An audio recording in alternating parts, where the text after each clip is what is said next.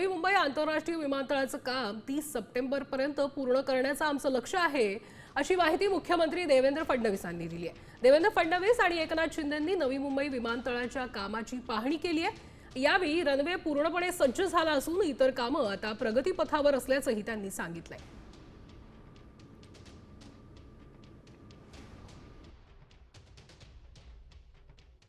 आज आम्ही टार्गेट यांना दिलेला आहे, कारण आम्हाला प्राईम मिनिस्टर साहेबांची वेळ घ्यायची आहे।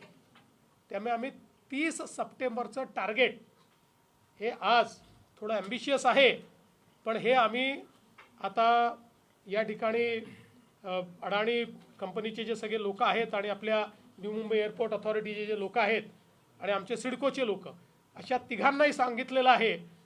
आता 13-14 हजार कामगार या ठिकाणी काम करतायत रोज। त्याची संख्या वाटली तर दीडपट दुप्पट करा।